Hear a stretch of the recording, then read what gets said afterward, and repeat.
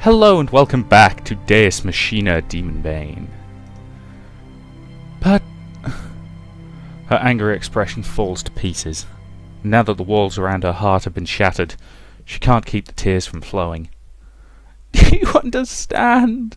You will never be able to return. Even after we defeat them, you'll forever wander outside of time and space.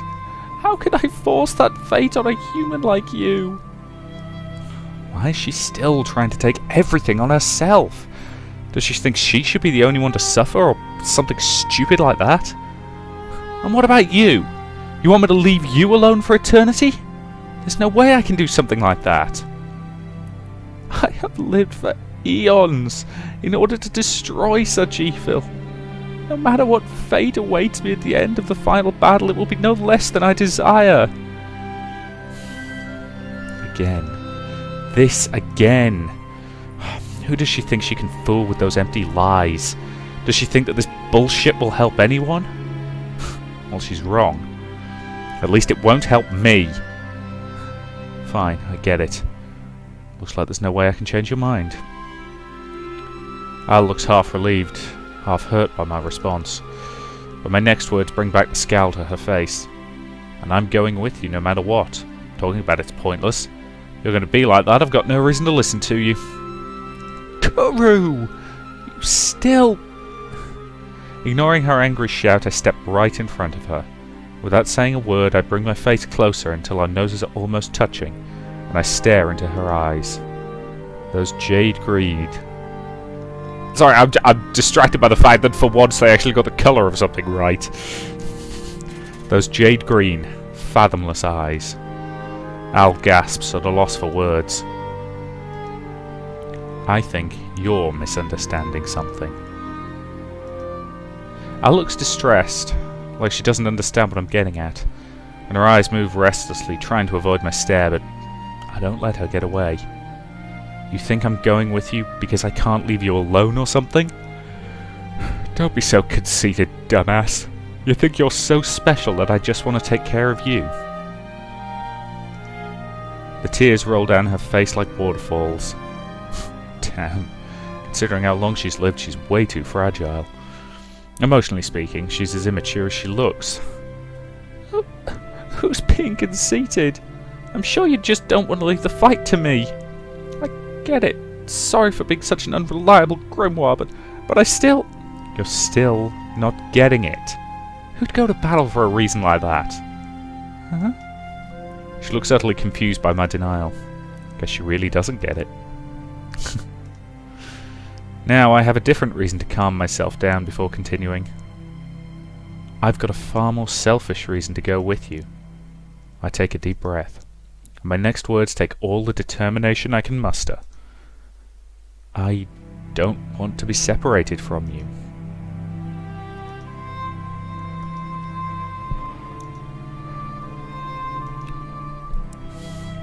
Okay, the silence has gone on for way too long. I feel my face getting red as we stare at each other in awkward silence, totally ruining my attempt at playing it cool.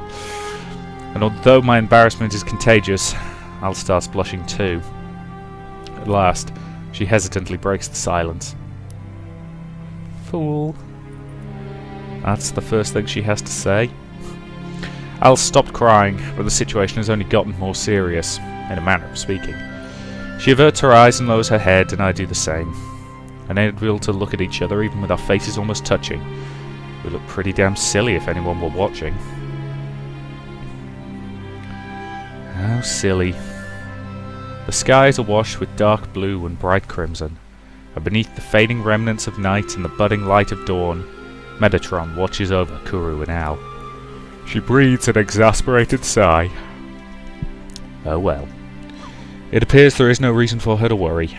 After all, Deju Korou and Al Aziv's heart are joined with bonds that can never be broken. They are joined as friends. They are joined as comrades in battle. And as much, much more. They are birds with one wing, able to fly only when together. They are the twinned, inseparable branches of a tree, and only together are they whole. Metatron's smile is hidden beneath her white mask. Only her cold, mechanical eyes can be seen. There is no hint of the affection and envy deep within. Her wings burst with light, carving a white path through the sky as she heads home. Metatron looks back at them, only one last time. Together with Demonbane, they will surely be fine.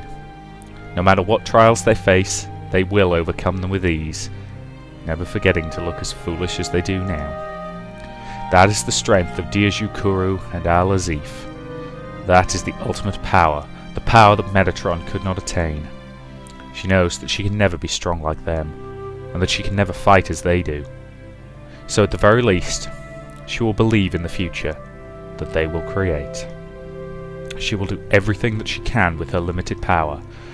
They are facing a battle more terrible than any that has ever been, and this is the only way that she can repay them. May God's blessings be upon you. Metatron prays, not to that loathsome demon god, but to the divine presence that dwells in her heart, and in the hearts of all humans. And then she realizes that ever since she took the name of an angel, this is the first time that she has made such a heartfelt prayer. Fool. It's also the second thing she has to say. I already know I'm a fool, but having it pointed out to me again is pretty embarrassing. Don't say it twice. Fool, fool, fool.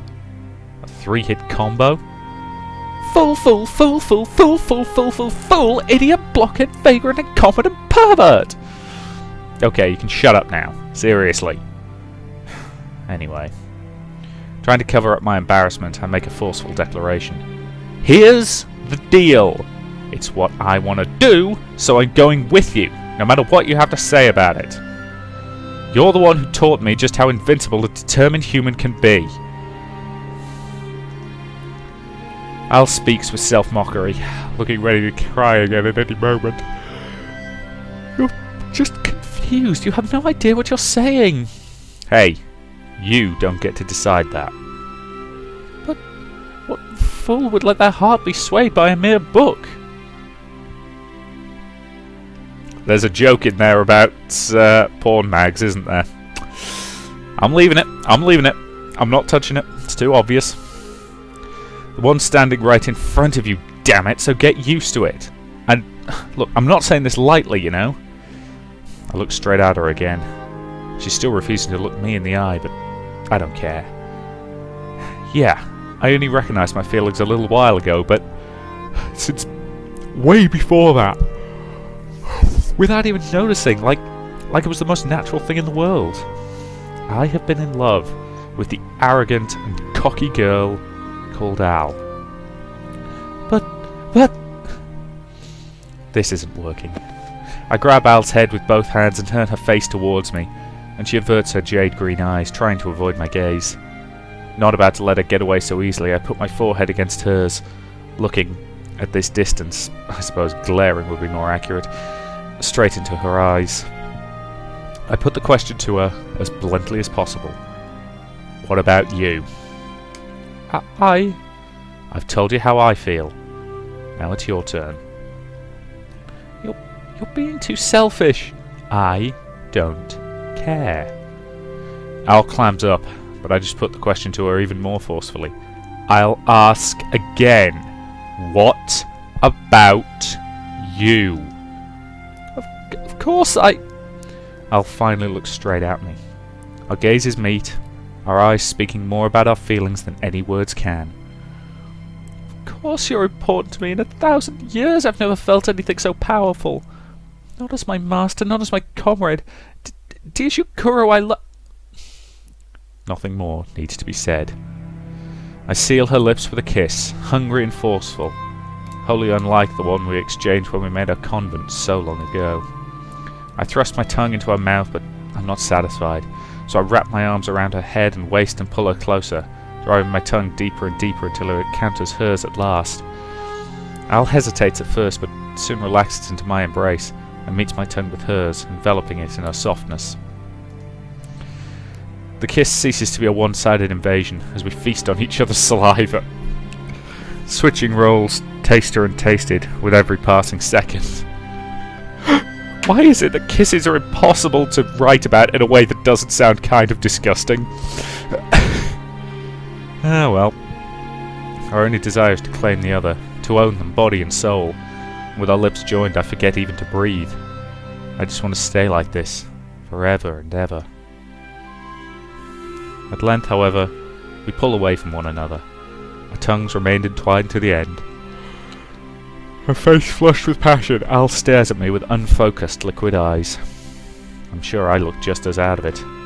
I embrace Al with all my strength, wrapping my arms around her fragile waist and slender shoulders, and holding her tight, I bury my head in her chest and whisper to her ear, "This time, we'll be together forever." Unable to speak through her tears, Al just nods again and again. Ooh! When was the last time we had a bloody decision? I feel like it was about, what, 60, 70 parts ago?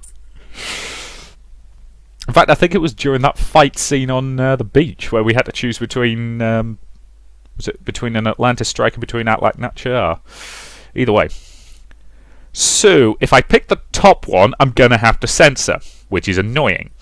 If I pick the bottom one, it's not what I would actually pick, and I refuse to let the fact that I'm having to censor these goddamn videos, and again, I apologise for that fact. On the plus side, I'm pretty sure my community strike's almost up.